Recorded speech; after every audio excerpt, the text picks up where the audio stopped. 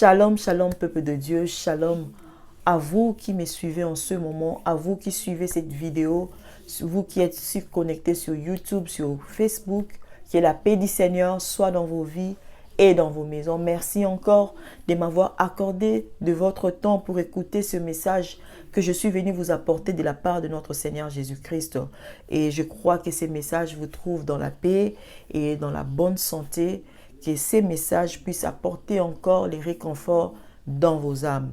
Aujourd'hui, j'aimerais vous parler sur les services. Ça, c'est le message que le Saint-Esprit m'a mis à cœur de partager avec vous en ce qui concerne les services. Être au service de notre Dieu. C'est la raison pour laquelle Christ nous a rachetés.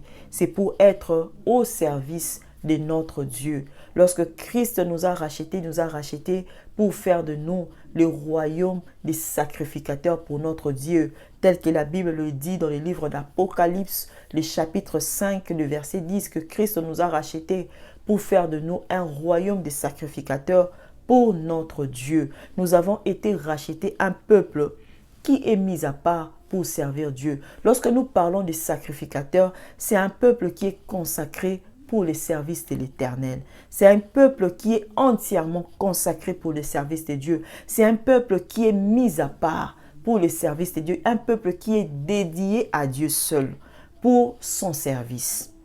Un peuple que Dieu s'est choisi lui-même, que Dieu a mis à part pour que ceux gens-là ne puissent le servir lui seul. Alors, les sacrificateurs, Christ nous a rachetés pour que nous puissions les servir, pour que nous puissions être à son service. Lorsque nous parlons du service, les services en latin, ça veut dire servitium, qui veut dire esclavage, servitude. Bien-aimé, celui qui est au service d'une personne, il est considéré comme étant esclave de cette personne-là. Il est considéré comme étant, il vit sous la servitude de cette personne-là. Alors, celui qui est au service de Dieu est considéré comme étant, il est esclave de Dieu. Il est sous la domination de Dieu. Il est sous le contrôle de Dieu. Excusez-moi, les dictionnaires définissent esclave. Un esclave, c'est une personne qui n'a plus de liberté. C'est une personne, comme le dit ici dans les dictionnaires, c'est une personne qui se soumet entièrement à quelqu'un. Un esclave, c'est une personne qui se soumet entièrement en une personne. Bien-aimé dans le Seigneur, c'est lui qui est esclave. Bien-aimé, qui est au service de Dieu, il est considéré comme étant un esclave. Donc, il est entièrement sous les services de Dieu, sous la domination de Dieu. Il n'a plus de liberté. Mais il vit par rapport à son maître. Il vit par rapport au commandement de son maître. Parce qu'un esclave ne vit plus par rapport à lui-même, mais il est au service de son maître. Il vit par rapport à son maître. Il suit les instructions de son maître. C'est pourquoi l'apôtre Paul pouvait dire, si je vis, ce n'est plus moi qui vis, mais c'est Christ qui vit en moi. Celui qui est au service de Dieu, il ne vit plus. Bien-aimé, c'est Christ qui est en train de vivre en lui. C'est Christ qui est en train d'agir en lui. Il est sous la domination de Christ. C'est Christ qui domine en lui. Ses intérêts tombent. Sa façon de voir les choses tombe. Et c'est Christ maintenant qui domine en lui. Alors, qui peut devenir un serviteur? Qui peut servir? Bien-aimé, tout le monde, tous ceux-là qui sont sauvés, ont la vocation de servir Jésus. Tous ces gens qui ont été sauvés pour servir, comme je le dis dans le livre d'Apocalypse, le chapitre 5, le verset 10 le dit clairement que il nous a rachetés pour faire de nous un royaume des sacrificateurs pour notre Dieu. Et nous avons été sauvés pour servir. Donc, toute personne qui a été sauvée pour servir. Tout le monde a cette vocation-là de servir l'Éternel. Ce n'est pas pour des gens ce n'est pas seulement pour des gens qu'on a, ce n'est pas seulement pour des gens qu'on a mis à côté ou pour un peuple particulier, mais c'est à tous ceux-là qui ont accepté Jésus-Christ comme Seigneur et Sauveur, comme leur Seigneur et Sauveur. Ce sont ces gens-là qui ont ces pouvoirs-là, cette vocation de servir l'Éternel. Bien-aimés, avant, les services étaient seulement désignés pour un peuple donné. Il y avait seulement un peuple qui était désigné à servir l'Éternel. Avant, il y avait seulement c'était seulement le peuple Lévi, les Lévites, qui étaient dédiés à Dieu. Ces peuples qui étaient mis à part, consacrés pour servir l'Éternel. Parmi les 12 tribus d'Israël, Dieu s'était choisi une tribu pour que cette tribu-là les serve, se donne entièrement à son service, pour que cette tribu-là devienne comme son esclave. La Bible nous le dit même dans le livre de Deutéronome que à cause du service, lorsque Dieu donnait l'héritage à chaque tribu, pour le cas de la tribu des Lévites, Dieu ne leur avait pas donné un héritage. Leur héritage venait de Dieu lui-même. Parce qu'ils étaient considérés comme étant employés de Dieu, mis à part pour le service de Dieu. La Bible nous le dit dans le livre de Deutéronome 18, chapitre 18, le verset 1 à 2. La Bible dit « Les sacrificateurs, les Lévites, la tribu entière des Lévis n'auront ni part, ni héritage avec Israël.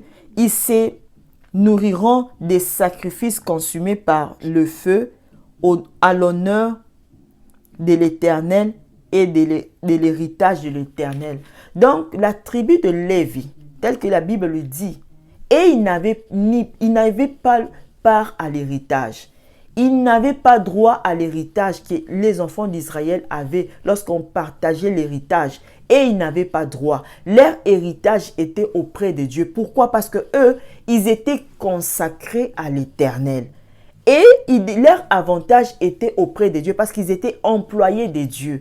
Un peuple une tribu que Dieu avait mis à part pour que ces tribus-là les servent à lui seul. Et puis autrefois, comme je suis en train de le dire, cette tribu-là, c'était le seul tribu qui était habilité à toucher aux objets sacrés. C'était eux qui étaient habilités à toucher à entrer au lieu saint des saints pour amener la prière de saint auprès de Dieu. C'était cette tribu-là qui était habilitée à offrir l'holocauste et les offrandes à l'Éternel. Alors, si une personne n'est pas de cette tribu-là, ne pouvait pas toucher aux choses sacrées qui étaient dédiées à l'Éternel, cette tribu-là était sanctifiée, mise à part pour Dieu seul. Alors, c'est la seule tribu qui était habilitée à toucher aux choses sacrées. Alors, je vais vous donner l'exemple de 2 personnes dans la Bible qui ont osé toucher aux choses qui étaient sacrées alors qu'ils n'étaient pas sacrificateurs et Dieu les avait frappés. Il y a un que Dieu avait frappé de mort et puis une autre personne que Dieu avait rejetée. La personne que Dieu avait frappée de mort, c'est le cas de Uza. La Bible nous dit dans le livre de 2 Samuel, le chapitre 6, le verset 7, de 2 Samuel chapitre 6, je vais le lire rapidement. 2 Samuel chapitre 6 et le verset 7.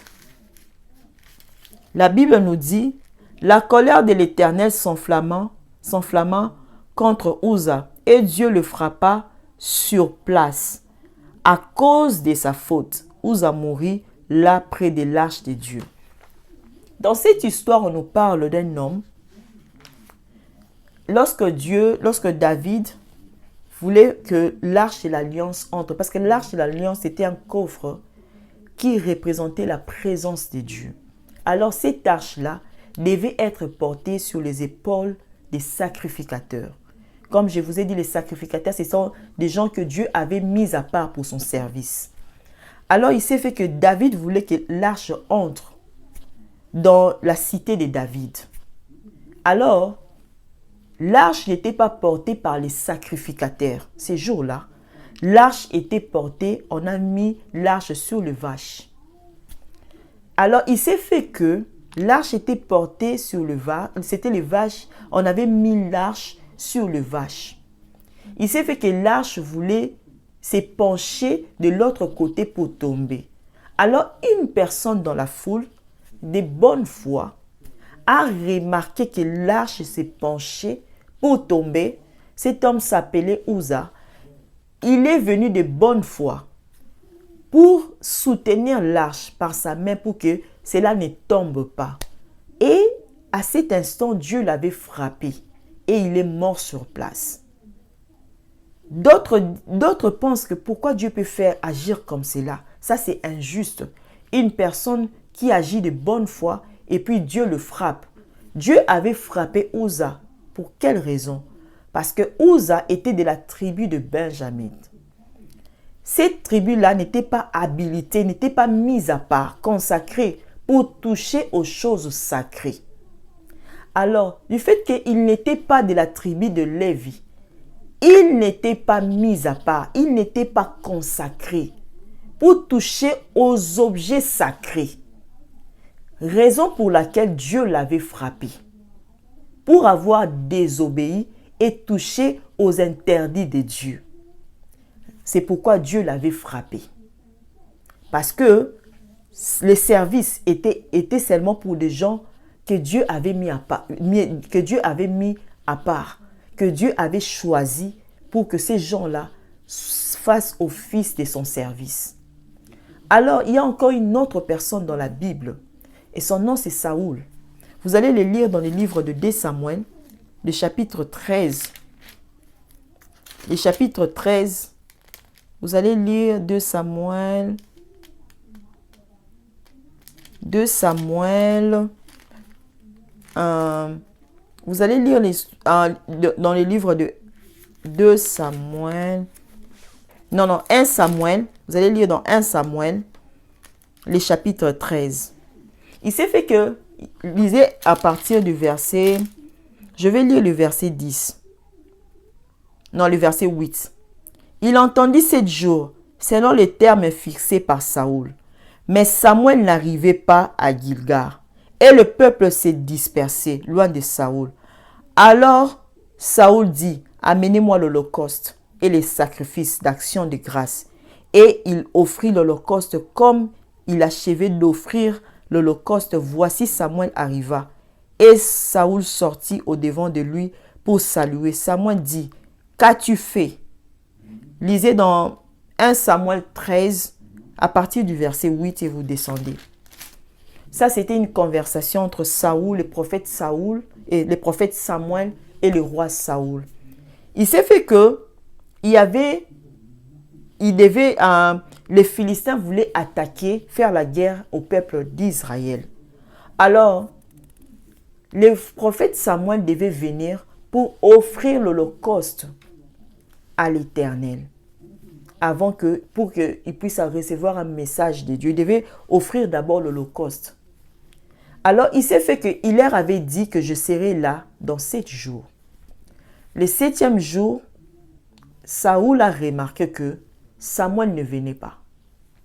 Lorsque Samuel ne venait pas, il s'est dit, bon, le peuple commençait à se disperser. Saoul a eu peur. De ce que il avait eu peur qu'on puisse l'attaquer parce que le peuple s'est dispersé déjà. Alors il s'est dit, ok, moi-même je peux faire office de sacrificateur. Je peux moi-même offrir l'holocauste à l'Éternel. Je peux moi-même faire les sacrifices à Dieu. Il commence à faire ça. Il a fait office de sacrificateur et il a offert l'holocauste à l'Éternel. Et lorsqu'il a seulement fini de le faire, Samuel est arrivé sur le lieu. Il lui a dit, qu'est-ce que tu as fait?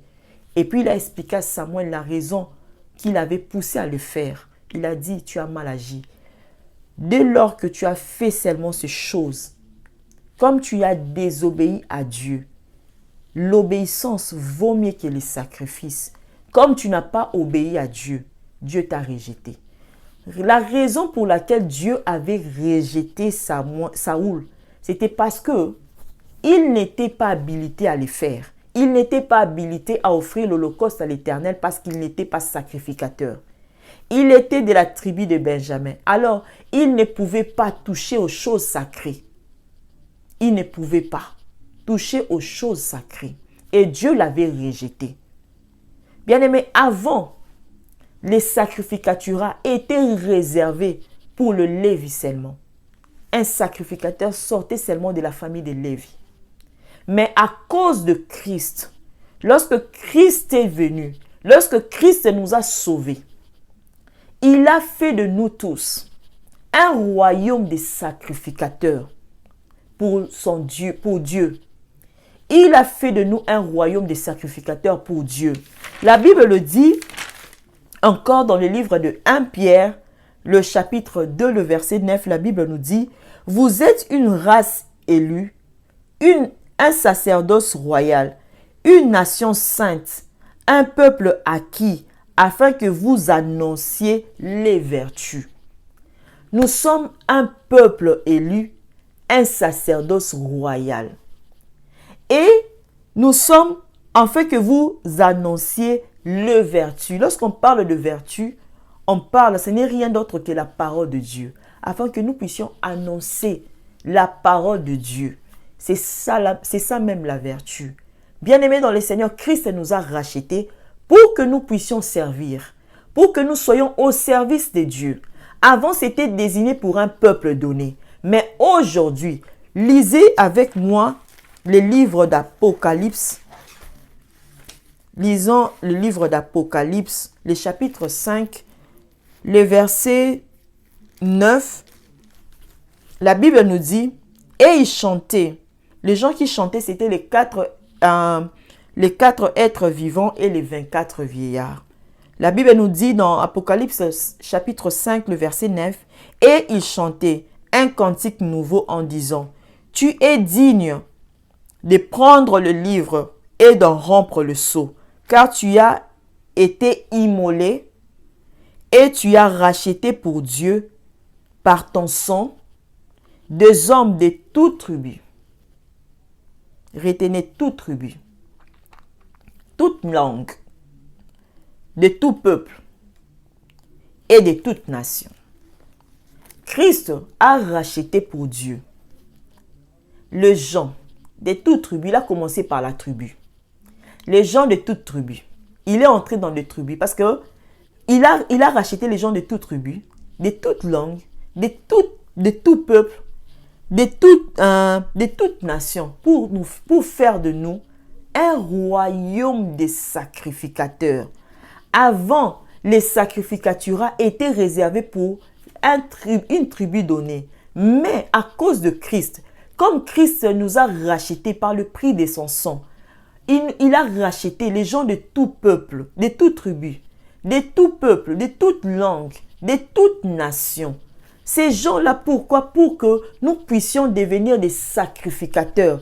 Avant, c'était seulement attribué à une seule tribu. Maintenant, Christ est entré dans des tribus. Il a racheté toutes les tribus. Il ne s'est pas arrêté à une tribu parce que c'était seulement pour la tribu de Lévi. Il est entré, il a sauvé les gens de toute tribu.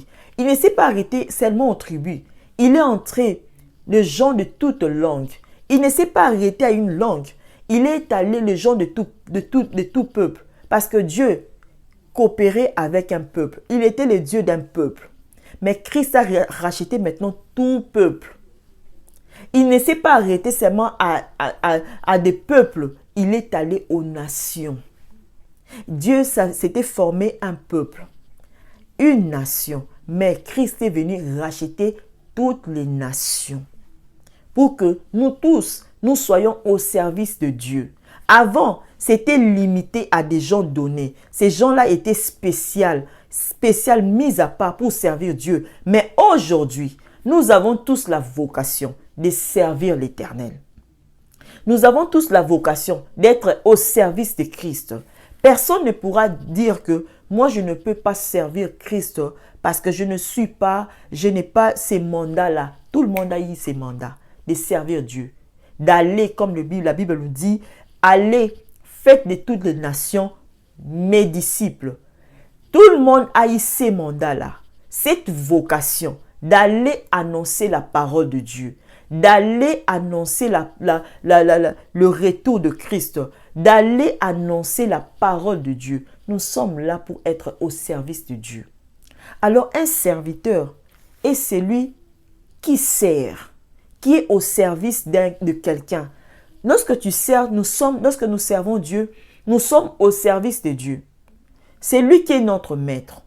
Alors, celui qui sert ne regarde plus ses intérêts, mais il regarde les intérêts de celui qu'il sert, de son maître. Celui qui sert s'oublie lui-même, mais il voit d'abord les avantages de celui qu'il sert. Bien aimé, si tu sers, par exemple, tu travailles dans une société, si tu commences à voir tes intérêts, tu vas commencer à dire, on ne me paye pas bien. D'ailleurs, tout ce que je fais ici dans cette société, tout ce que je produis, c'est seulement pour l'avantage de mon employeur. Moi, je ne vais pas bénéficier de ça. Tu ne vas plus bien travailler. Alors, si tu veux bien travailler, tu ne dois pas voir tes intérêts, mais vois d'abord les intérêts de ton employeur, de celui qui t'a engagé au service. Si tu dois d'abord produire les avantages pour lui, bien aimé, lorsque tu vas produire les avantages pour lui, c'est alors que tu vas te retrouver. Lorsque tu travailles dans une société et que cette société-là produit, les avantages qui tomberont sur toi, ça sera quoi? Peut-être tu auras une augmentation des salaires. Peut-être tu auras des choses, certains avantages qu'on va ajouter. Pourquoi? Parce que vous avez produit beaucoup de bénéfices. Alors, celui qui sert Dieu, tu ne dois pas regarder tes intérêts à toi, mais regarde les intérêts de Dieu. Que ce que je le fais pour les intérêts de Dieu, pour les intérêts du royaume, pour l'avancement du royaume. Je ne dois pas regarder mon intérêt à moi, mais je dois plutôt servir pour l'intérêt de Dieu, pour que Dieu se retrouve, pour que Dieu trouve son avantage. Alors lorsque Dieu va se retrouver, toi aussi tu vas te retrouver. Parce que la Bible nous dit, la joie de l'Éternel, c'est notre force. Lorsque l'Éternel est dans la joie, dans tout ce que tu fais pour lui, au service que tu lui rends, sa joie-là, ce sera ta force. Mais si Dieu ne se retrouve pas par ta façon de le servir, bien-aimé dans le Seigneur, toi aussi tu ne pourras pas te retrouver. C'est pourquoi, bien-aimé, celui qui sert doit s'oublier lui-même. Tu dois mettre de côté tes intérêts. La Bible nous dit, dans le livre de Philippiens, aujourd'hui, souffrez, je vais lire la parole. Dans le livre de Philippiens, la Bible nous dit, Philippiens, le chapitre 3, le verset 7, la Bible nous dit dans Philippiens 3, le verset 7, mais ces choses qui étaient pour moi de gain, je les regardais comme une perte à cause de Christ. Ici, c'est l'apôtre Paul qui est en train de parler. Il dit, les choses qui étaient pour moi des gains. Lorsqu'on parle de gains, qui m'apportait le bénéfice. Les choses qui étaient pour moi un avantage. Les choses qui me permettaient d'être bien. Les choses dans lesquelles qui m'apportaient le bénéfice. Je les regardais. Les choses qui me profitaient, lorsque ces choses étaient dans ma vie, je profitais de ça. J'ai regardé cela comme de la boue à cause de Christ. À cause de qui? À cause du service de Dieu. À cause du service de Christ. Il a regardé des choses qui étaient importantes pour lui. Des choses qui lui apportaient les bénéfices. Les choses qui le permettaient de vivre dans la joie. Il a regardé ça comme de la boue à cause de Christ. Bien-aimé, si tu sers Dieu et que tu n'as pas encore regardé dans ta vie, tu n'as pas encore placé Dieu plutôt dans une place importante dans ta vie. Tu n'as pas placé d'abord les intérêts de Dieu au détriment de tes intérêts. C'est que tu n'es pas encore arrivé là où Dieu t'attend. Lorsque tu sers Dieu, tu dois premièrement placer d'abord les intérêts de Dieu au-dessus de tes intérêts. Quels sont les intérêts de Dieu? Lorsque tu sers Dieu, qu'est-ce que Dieu veut? N'est-ce pas le salut des âmes? La Bible dit, lorsque une âme est sauvée, c'est une fête au ciel. C'est le salut des âmes. Qu'est-ce que tu fais pour montrer à Dieu, pour le servir, pour que ces âmes-là soient sauvées? Aussi longtemps que tu vas regarder tes intérêts à toi, Dieu ne se retrouve pas, Dieu n'agira pas. Je vais vous parler de l'histoire d'une femme dans la Bible, l'histoire de Anne. Anne était là, elle était à tout moment humiliée par sa rivale. Anne était à tout moment, elle n'avait pas d'enfant, elle était stérile. Elle était mortifiée par sa rivale qui s'est moquée d'elle, de ce qu'elle était stérile. Alors, Dieu à cette époque-là avait aussi un problème. Dieu cherchait quelqu'un. Parce que Dieu avait déjà rejeté les enfants d'Élie.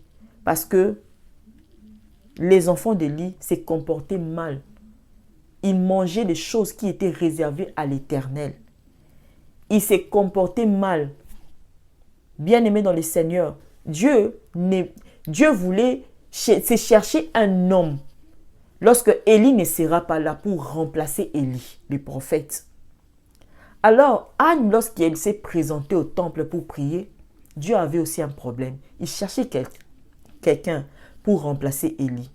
Anne vient avec son problème. Elle venait à tout moment au temple prier, mais elle n'avait pas la solution. Mais le jour où elle a dit à Dieu, Seigneur, si tu me donnes un enfant, je vais te le donner. Je vais te consacrer cet enfant. Donc ça veut dire, je vais te dédier cet enfant. Il sera à ton service.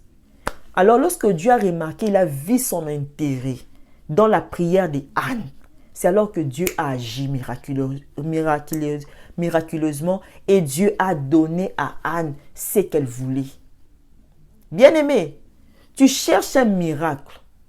Les miracles, lorsque tu regardes d'abord les intérêts de Dieu. C'est alors que tu verras les miracles se manifester dans ta vie. Peut-être tu es en train d'abord de pleurer pour le mariage, tu es en train de pleurer pour les enfants, tu es en train de pleurer sur ta vie. Mais bien aimé, le jour où tu ne regarderas plus ta vie, tu regarderas d'abord les intérêts de Dieu, tu le placeras au-dessus. C'est ces jours-là que l'Éternel regardera maintenant à ta vie. La Bible dit, il a dit, vous dans mon champ, moi dans vos champs, vous dans mon œuvre, moi dans vos œuvres. Donc si tu entres dans les champs de Dieu, c'est à nous d'abord de commencer. Lorsque tu commences à entrer dans les champs de Dieu, tu commences à servir Christ. Lui aussi, il entrera dans ton champ. Lorsque tu entres dans les œuvres de Dieu, c'est alors que Dieu aussi entrera dans tes œuvres. Mais aussi longtemps que Dieu ne sentira pas que tu le places parmi tes priorités. Lui n'est pas ta priorité. Tu ne le verras pas aussi. C'est manifesté dans ta vie.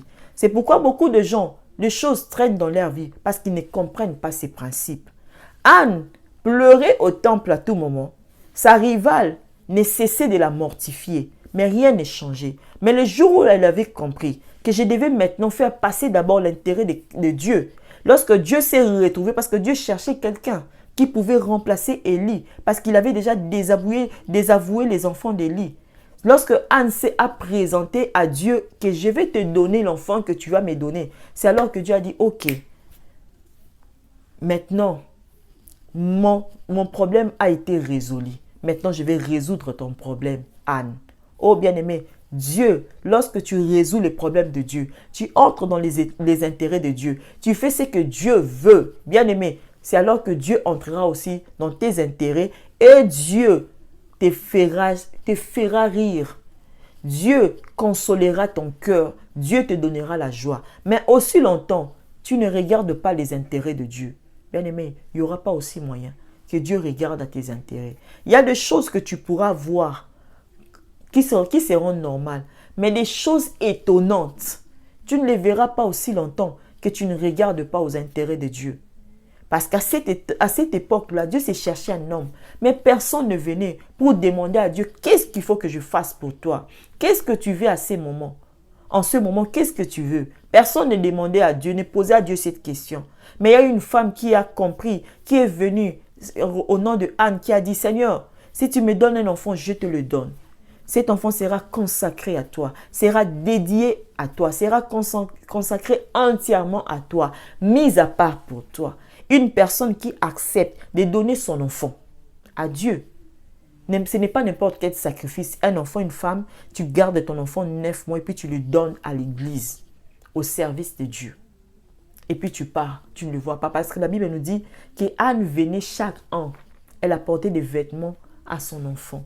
Donc elle s'est séparée de son enfant.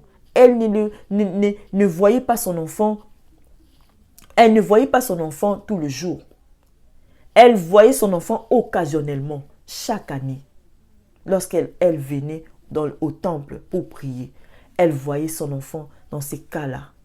Alors imaginez-vous, une personne qui fait un tel sacrifice pour Dieu. Et Dieu maintenant à son tour a tourné aussi son regard vers Anne. Tu veux que Dieu se manifeste dans ta vie. Vois d'abord les intérêts de Dieu. Les choses de Dieu ne sont pas pour des gens spécifiques. Des gens qui sont spéciaux, qui sont mis à part. Ce sont eux qui doivent parler pour Dieu. Non. Dieu a fait de nous tous un royaume de sacrificateurs.